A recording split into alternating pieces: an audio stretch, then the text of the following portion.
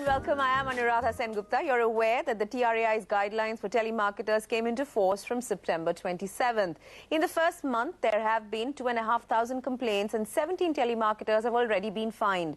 Animesh Das reports that telemarketers are finding it tough going and say that their revenues have shrunk by between 30 to 40%. Here's what's happening.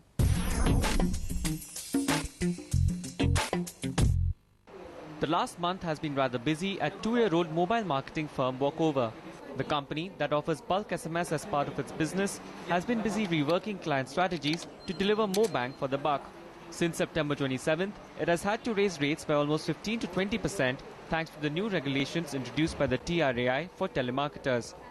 From the 27th of September, there was a very heavy sort of drop in terms of the messages that were being sent out. People just were very cautious in what was being done, and there was a lot of grey areas in terms of the the actual guidance in terms of interpretation, and generally people playing on the safer side. Result of that has been, yes, a lot of messages were not being delivered out to users. A lot of volumes have come down. In addition to its guidelines that were enforced on the 27th of September, the TRAI added two clauses over the last month, namely, restricting the sending of promotional SMSs to 100 messages a day, a number that has been increased to 200 since last week, and imposing a 5 paise surcharge on every promotional SMS sent, which would be paid by the sender to the terminating carrier. The limit on sending promotional messages helps curb the fly-by-night operators who exploited the unlimited message deals offered by telecom service providers. But it is the surcharge rule that has upset telemarketing agencies.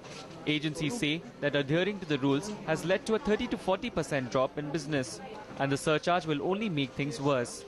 When that pricing actually goes beyond, and we all know that the pricing of the SMS was going down and the SMS volumes were going up, there were many clients who were actually adopting this medium very effectively to do their promotional campaigns.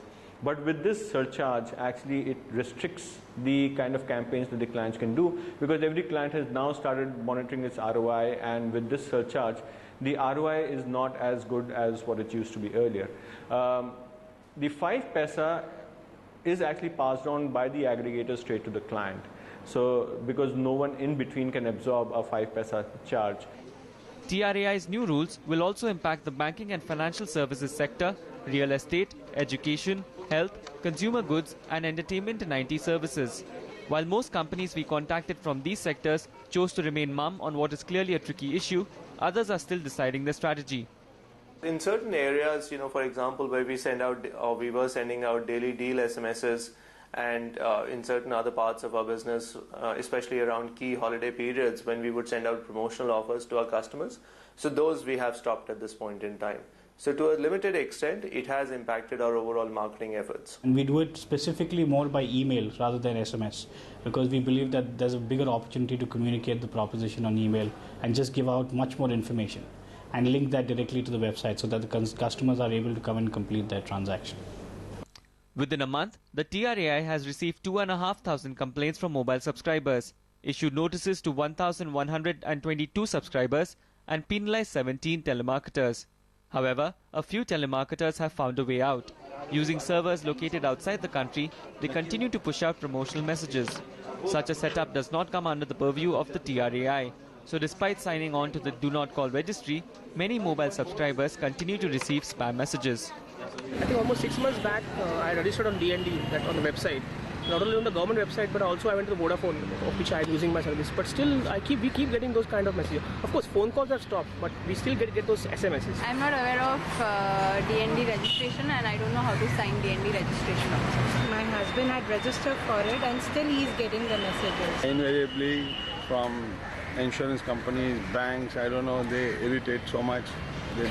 It's really too much. Even if you tell them I have already registered on DND, even then they keep calling. Since I have signed up for the DND, the messages have reduced a lot. Even after registering for DND, it's a lot of disturbance, distraction, and I don't know why they are continuing. The new regulations were set to benefit subscribers who were being deluged by unsolicited marketing messages and should have led to more targeted brand communication. While it's early days yet, most marketers have only recently started reworking the telemarketing strategies. For the telecom regulator, however, the next big step is to communicate to the 860 million mobile users in India that they now have more control over who reaches out to them. Telemarketers putting out an SOS there. Next on Storyboard, we have a new campaign.